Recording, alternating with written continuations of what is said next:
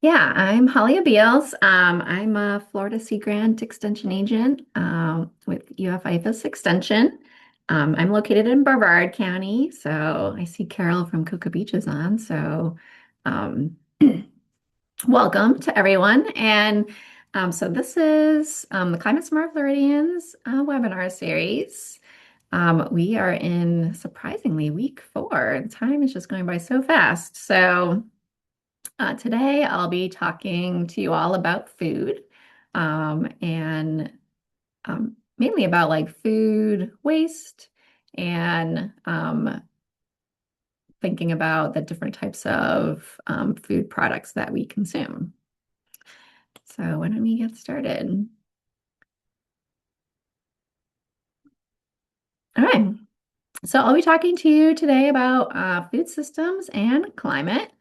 And so we'll be kind of talking about sort of how changes in climate can impact our food systems. We'll sort of start kind of broad and then we have a little bit more narrow focus into Florida. We'll talk a little bit about climate smart agriculture and sort of some of the work in that area, and then sort of what we can do, because everyone has a role in building resilient food systems.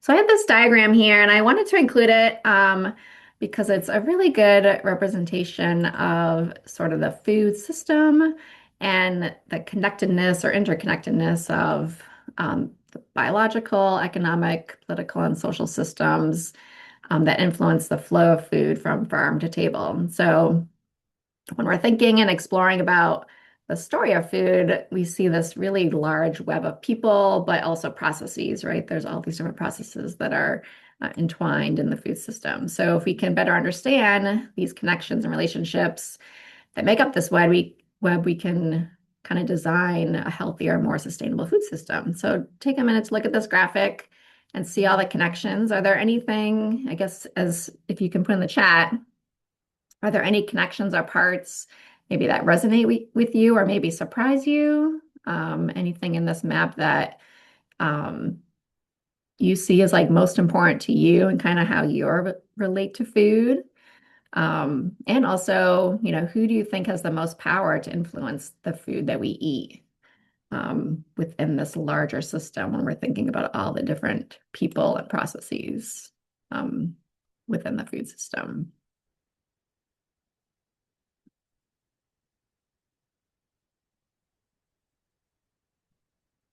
So we can throw any answers in the chat. Can take a look.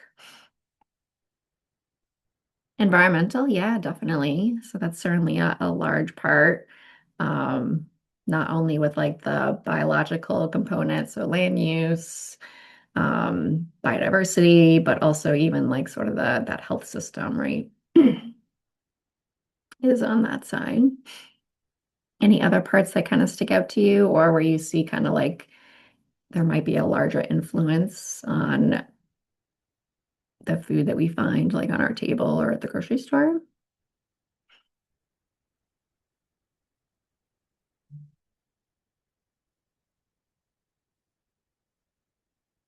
Hi. Well, for me, I think like sort of the large part of this is just thinking about like the farming, the inputs, and then like the economic side, right? So we have all of the things that go into farming as a process and all of the people involved in that system. So there's sort of all these different steps of people growing food, and then we have the wholesalers, companies, farmers markets, grocery stores, restaurants, and us as consumers, right? We're all sort of in this web, and sort of certainly that all influences the type of food that we might be seeing um, in our grocery stores or that we have like the availability to purchase, right? And this is certainly not just a Florida specific or US specific, it's, a global economy, right? All of these parts are intertwined. So yeah, so we have like farmers who are growing the food, harvesting. So we have people who are harvesting this food at that local level, sending it off to be packed and then transported to markets, restaurants, grocery stores. other places that might do wholesale or process the food, especially if you're thinking of like food that's already prepackaged or that might be like already like in a jar or a meal or something like that. And then it's sold at the retail level. We bring it home and we eat it or eat at a restaurant and then we dispose of it at some point. So there's this whole process and we just start that whole um, system all over again. So when we're thinking of just food in general and this whole process, all the different kind of components that go into the food system, we also have to kind of think of when we're producing and transporting that food. There are greenhouse gases that are emitted or emissions um, or incorporated into this system. So food on a global scale is responsible for approximately 26% of global greenhouse gas emissions. And there's kind of four key elements to consider when you're sort of quantifying that. So we have livestock and fisheries. So that accounts for 31% of that 26%. And so this would be livestock, animals raised for meat, dairy, eggs, seafood. Um, if you're thinking of ruminant livestock, so mainly cattle, the digestive process produces methane. Manure management, pasture management, fuel consumption from fishing vessels, like all of that is sort of incorporated into that percentage within there. Then we have crop production. So that accounts for 27%. So we have crop production for direct human consumption, also production for animal feed. So actually making food or growing food that will go into animal feed. So these are direct emissions that result from agricultural production. So this includes things like releases of nitrous oxide from the application of fertilizers and manure, methane emissions from things like rice production, and carbon dioxide from agricultural machinery. Land use would be sort of the next biggest one. And so that accounts for 24% of food emissions within that 26%.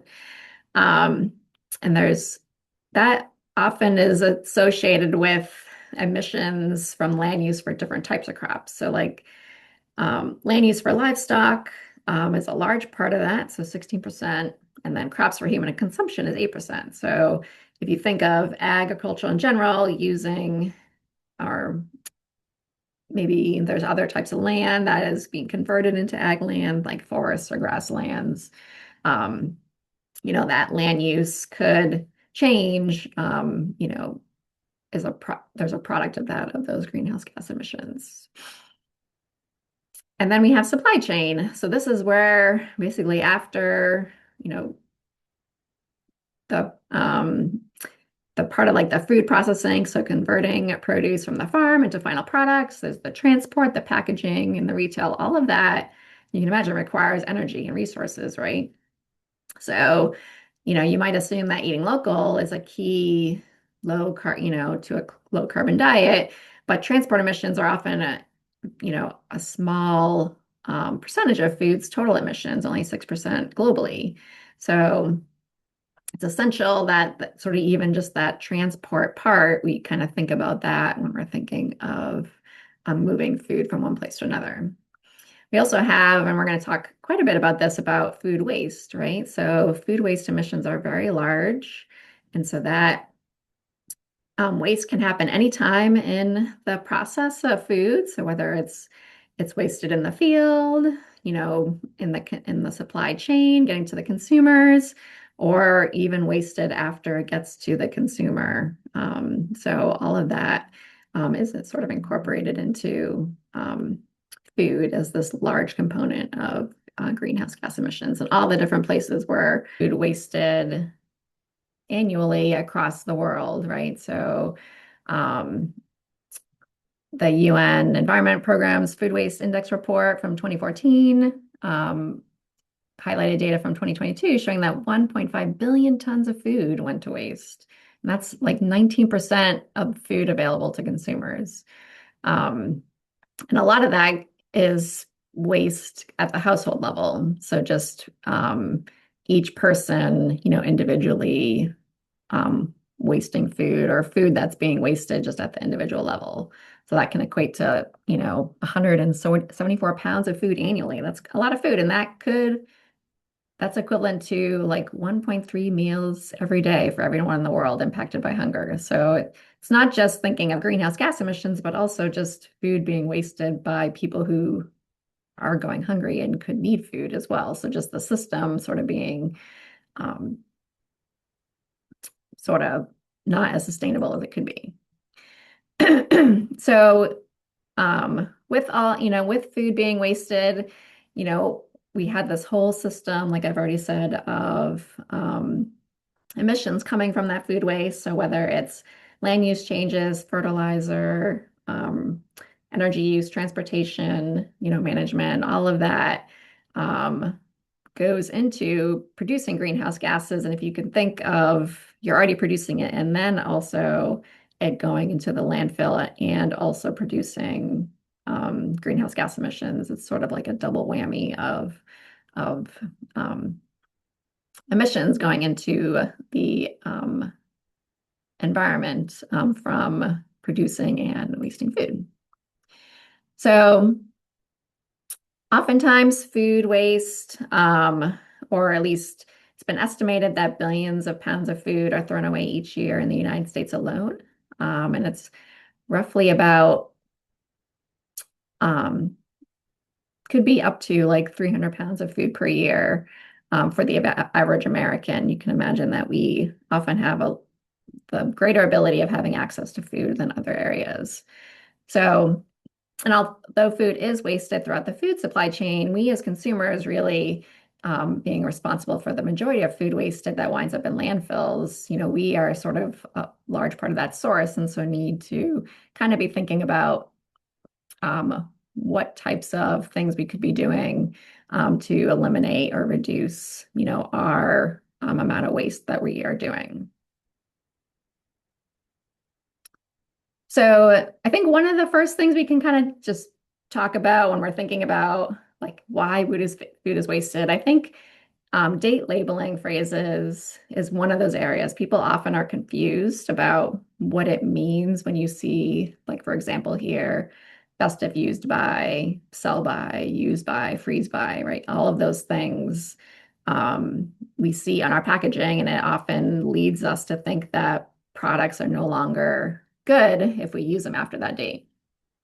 But they're the only regulated food item that's out there as far as product dating goes is infant formula. So product dating is not required by federal regulations except for infant formula. And so often these dates are, and the jurisdiction of thinking of like inspection of food safety, these dates are voluntary applied, and they're supposed to be labeled in a manner it's truthful and not misleading and in compliance with the Food Safety Inspection Service. So to comply, a calendar date has to express both the month and the day of the month. In the case of shelf-stable and frozen products, the year must also be displayed. And then there's usually that kind of like best if used by date. And so I think oftentimes one of the things that we can think about or recommend is like, looking at the products, either smelling it or looking for spoilage and, determining whether or not it really is no longer usable or it can't continue to be used. So if a date does pass during home storage, a product should still be safe and wholesome if handled properly from bringing it to the store to your home. If there is that kind of off odor or flavor or texture, you shouldn't be eating it. And so it's really kind of looking at the food itself and determining whether or not it is still available to be or able to be eaten. Another thing to think about is sort of diets. So, and sort of what you are consuming. And so there are certain types of foods that have a greater like greenhouse gas emission um,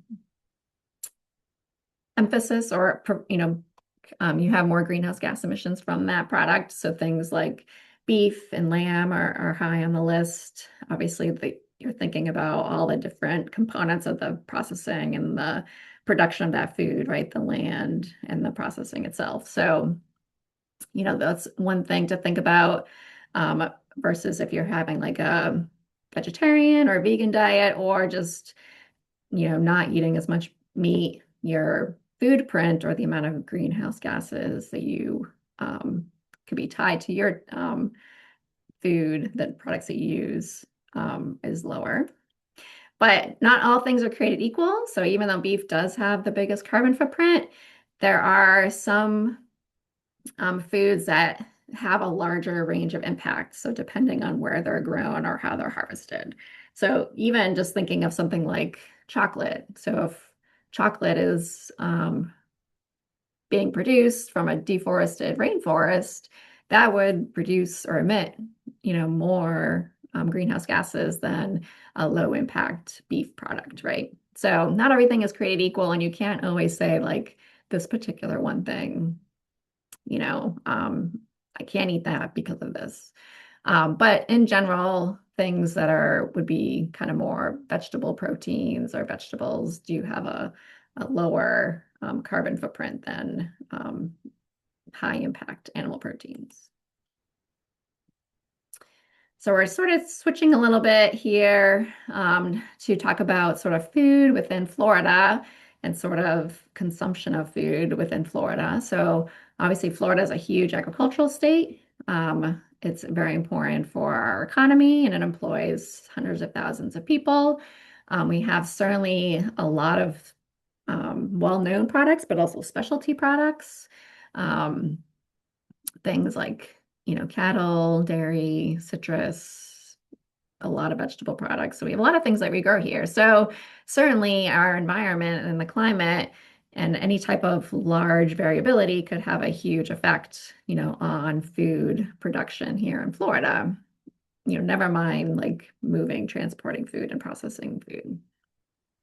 Even now, as we think about it, a lot of the state, depending on where you're at, is in a drought, and we have some areas that have severe water shortages, and there's been release of information about burn bans and then need to reducing your use of water because we do have a water shortage in some areas. I'm in my area, the St. Johns River Water Management District is my district for managing water, and they've put out a water shortage notice. And so that certainly not only affects us at the homeowner level, but agricultural producers, right? That, rely on water for watering their crops or giving water to livestock. And of course, we just had a freeze, right? So a lot of products were affected by that as well. So there's certainly a lot of things that need to be taken into account when thinking about producing food anywhere, but especially here in Florida. I also wanted to just kind of bring up about food insecurity. So there is data going back many years looking at food secure and food insecure households in the United States. So a food secure household has access at all times to enough food for an active, healthy life for all members of their household. A food insecure household are ones that are uncertain of having or unable to acquire at some time during the year enough food to meet the needs of all the members of their family. And so here in Florida, in most recent data, we have 12% of households are food insecure, so not having enough food to meet their needs at some point within the year. And so I think thinking of like food waste, going back to people who might be going hungry or might not have enough food, that certainly is a component to think about. And if we have storms or droughts or other things that impact our food production, that certainly can harm any type of or food insecurity that, or make food insecurity worse overall. Also economic reasons, right, too. So how do the states compare? Florida certainly isn't the worst. We're sort of like in the middle of the pack. But other states do have more, food insecure households. So it's something that's kind of kept track of. So we can kind of look at areas where, people are not getting enough food and how that could be impacted over time by changes in climate. So for impacts that we'll see on Florida's food system due to changing climate, obviously temperatures. So we generally talk about warmer temperatures, and that could have an effect on either shortening growing seasons and getting too hot for some products, or maybe increasing water demands for irrigation. Certainly being in a drought right now, that's certainly not helping, for food production. Extreme weather events, things like hurricanes, floods, droughts, and any fruit producer who has storm damage. Certainly, it could take a long time for them to recover, and we've sort of lost that system or that product within our food system. Water resources can have an effect. So I've talked about drought several times. So, we think in Florida we have a lot of water. Why do we ever have water scarcity? Well, we do. So certainly there's certain times of the year where it's not raining and we're sort of relying on water that's already fallen from the sky and is in our groundwater or our rivers and streams. And there's only so much water, in the world. We basically all the water you see in the world now is all the water we're ever going to have. We can't like make new water. So you have to use that water wisely. And then if we have things like rising sea levels or saltwater intrusion, so saltwater intrusion is when water gets into the ground or saltwater gets into the groundwater system. And if you're using wells or pumping water from groundwater and it turns salty, then that, lowers your ability to be able to use that water for irrigation. There's certainly places that are looking at growing crops that are adapted to the use of maybe saltwater for irrigation, but there's not a lot of those types of products right now. So fresh water is important, right, for irrigation. I said I would bring up climate smart agriculture. So there are certainly programs that help producers and land managers to look at best practices when they're thinking about being climate smart or even forest mitigation activities. And so with support from the USDA Natural Resources Conservation Service, farmers, ranchers, and forest landowners across the nation that have working lands can contribute and use these different types of activities to help with climate solutions. So they have NRCS has a broad suite of voluntary conservation activities, and the agency identifies a subset, as critical to climate mitigation. So when applied appropriately, these activities are expected to reduce greenhouse gas emissions or increase carbon sequestration. So actually taking in carbon from the atmosphere and sequestering it in plants. And then many offer additional benefits that help with operations that build resilience while addressing other natural resources concerns, things like soil health, water quality, pollinator and wildlife habitat, and air quality.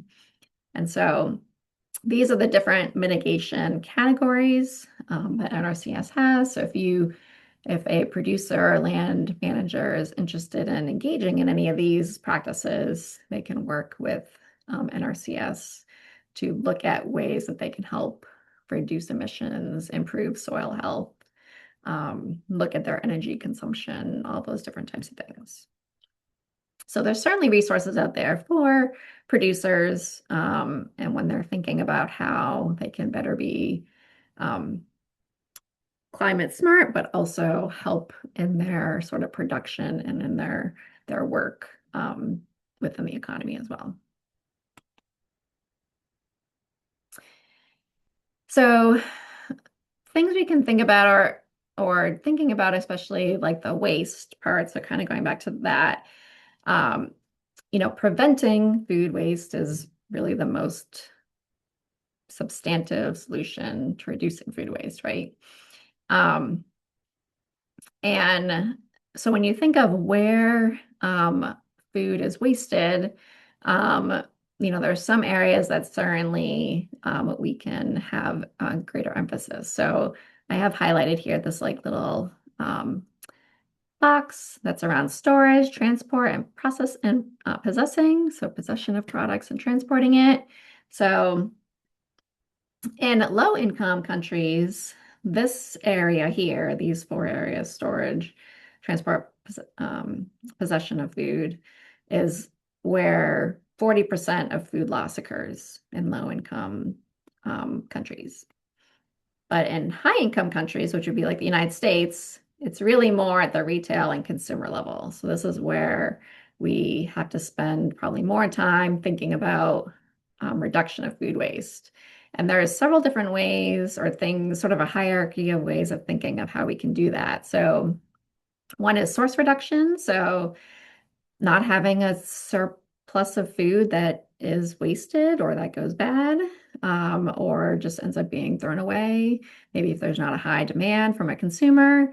So, sort of looking at the process and the production and the demand, that supply and demand and the inventory, having more accurate inventory management and demand planning, is a way to do that.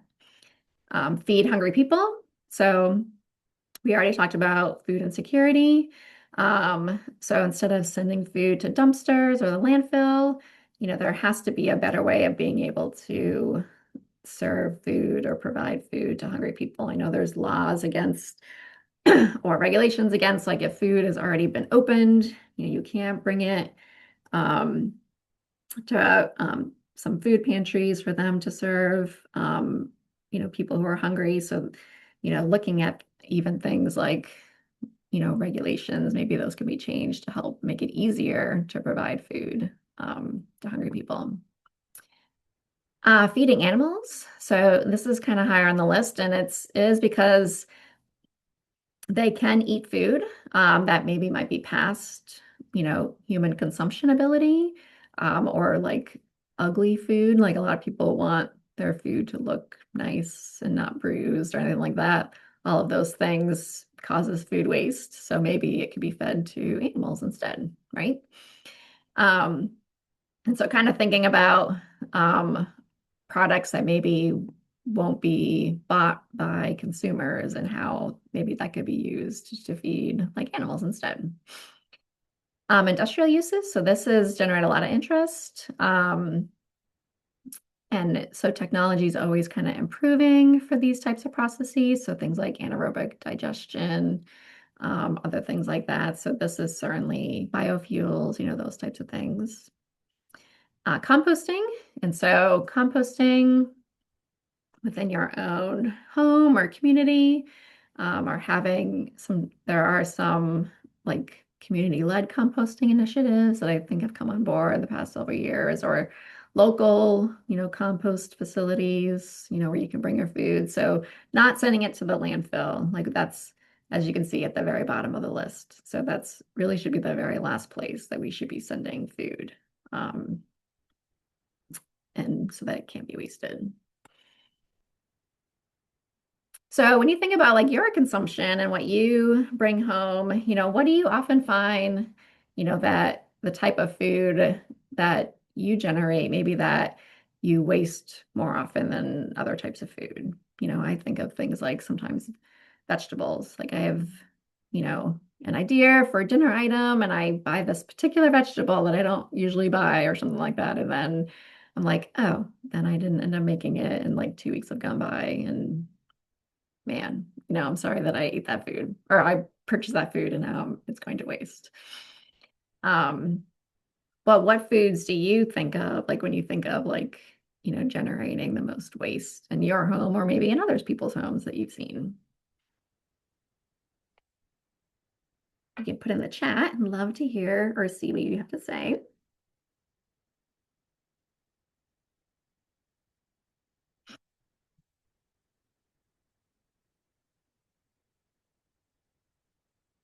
Oh yeah, lettuce. That's a good one. Oh, and keeping it in a canvas bag. That's a good idea. Thanks, Alicia, for that.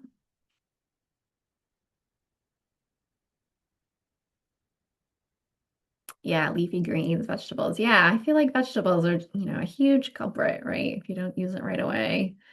Um,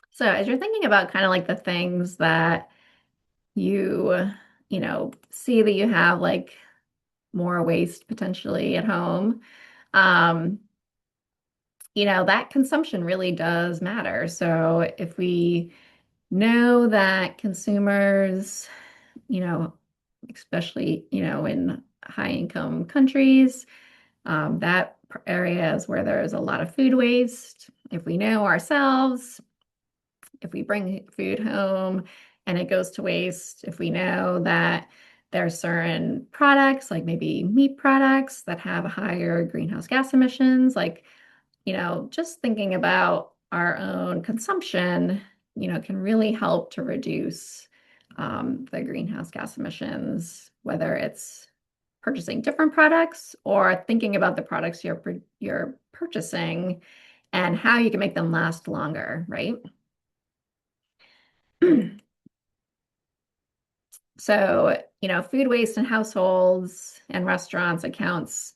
This is from latest data from EPA, but on average, the annual average food waste cost for a family of four is $2,900, and that's like $56 a week.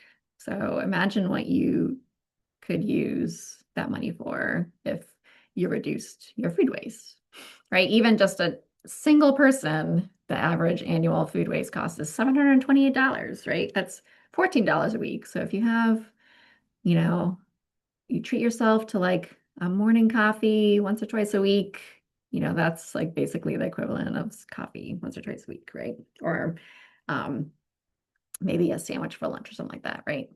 So, it saves us money to um, reduce our food waste. We're also conserving energy and resources. We're preventing those emissions, because we're not um, buying it. And then we're also kind of supporting our community, potentially by, if we can, donating untouched or unopened food, that otherwise gone to waste. So those are a couple of solutions, a couple of things to think about as to like benefits really when we're thinking about food loss and food waste and what that means.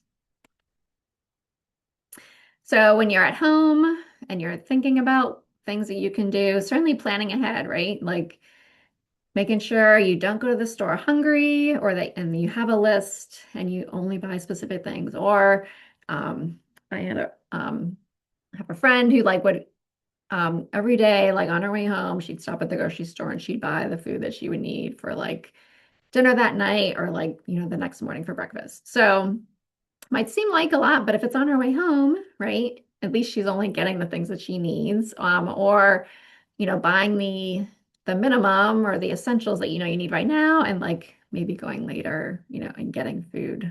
So planning ahead is really important. Portion control, right? So that is also good. So just thinking about how much food you're making and really using leftovers, right? So I'm in a household that we eat leftovers all the time. So even if I make a big pot of something, that's leftovers for a couple nights a week, of dinner. So, and you could always freeze leftovers too. So just kind of being creative with either food that you've already made, or any food that maybe you have left over from cooking, and seeing how you can use that. There's certainly apps and places online where you can say, I have these ingredients, what can I make from it? So um and when you're thinking about your leftovers, packing them in like kind of smaller containers. So that way you kind of, that's sort of like a to go with you and you can quickly put it like in the microwave or something to heat up, or freezing it. So often I'll make like a large batch of like pancakes or waffles. And a lot of times we freeze those. And so, on a Sunday when I don't feel like making breakfast, I got some waffles and pancakes in the freezer that I can go to. So, freezing is certainly an option. Um, and then composting, if you have the ability to do that, there's a lot of like even counter or small composting bins you can get, even if you don't have a place outside to have a composting bin. There's, a lot of different new, different products that you can use and purchase to compost, at your home. And if you're a gardener or, just need some compost for some potted plants you have at your house, like certainly that's something that's easy that can be done. Or if you can find a commercial, local compost center, that's an option too. So just kind of thinking about the supply chain, where waste happens, how we can be part of the solution, and thinking about our own consumption habits, can really make a big difference in just sort of reducing our own greenhouse gas emissions to sort of help in the whole system, right? So we talked about the food process, the food system, all the different components that go into it. We are part of that system as well. So it's also on us to reduce that and reduce our food waste as much as we can. And then this is just a little bit about composting. So if you have, the ability to have a compost bin at home, it's easy to get started. There's tons of, videos online or websites that talk about how to start a compost bin. You could also put your grass clippings or um, this is the time of year, when our oak leaves are like dropping on the ground everywhere, like using leaf litter, like all those types of things. Ground coffee grounds can be put in a compost bin. So, um, thinking about what it is that you have maybe left over sometimes from your food and how that can be added, into a compost bin, and used for the future. So do you know of any sort of local activities or initiatives that like you support that are related to agriculture and food? So like do you often go to farmers markets? Community supported agriculture or CSAs, are still common. Do you do your own backyard gardening? And have your own, garden for food that you use? Um, thinking about the places where you do eat and like sort of the portions of the sizes of food that they give, do you take that food home? Do you see a lot of food maybe being wasted? And then, any just other initiatives that maybe that are happening locally that kind of help with that process. Great, Deidre. Your veggies come from a coop in Orlando. That's awesome. Yeah, so kind of just thinking about, you know, where you're purchasing, what you're purchasing, how you're using it, and maybe how you can be, better overall when you're thinking about your food consumption. Oh, that's cool, Megan. So you have Plants and Pints event in your town where people bring vegetables to trade and new seedlings to grow. That's cool. And Betty Pensacola has a wonderful year-round market. Oh, yes, lovely. Yeah, I love markets. So awesome. Well, that is all that I had left. So I'm happy to take questions. But I also want to make sure to highlight, if you have an interest in this program, it is over, many weeks, but if you have an interest of it being offered in your area to exclusively to maybe members of a community or to others, please fill out this interest form and then you can find your local extension office. Um, to help, with any of this information, especially when we're talking about like composting and next week when we talk about Florida-friendly landscaping. And if we can maybe launch the poll before you all leave, you can fill out our quick poll so we can see what you thought about this talk. And if you have any questions or thoughts, I'd love to hear them in the chat, or you can unmute if you have something you'd like to say. You can stay on for a couple more minutes to talk.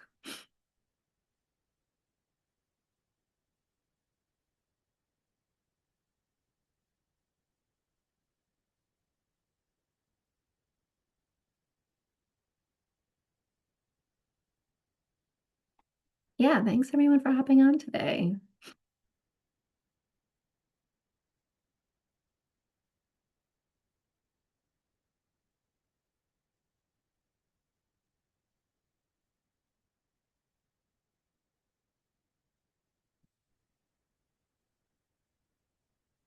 Well, if there are no questions, I look forward to seeing you in the next couple of weeks. We'll have Florida-friendly landscaping next week. And then after that, we'll have consumption, which is always a hot topic. So really, really we'll be looking forward to that.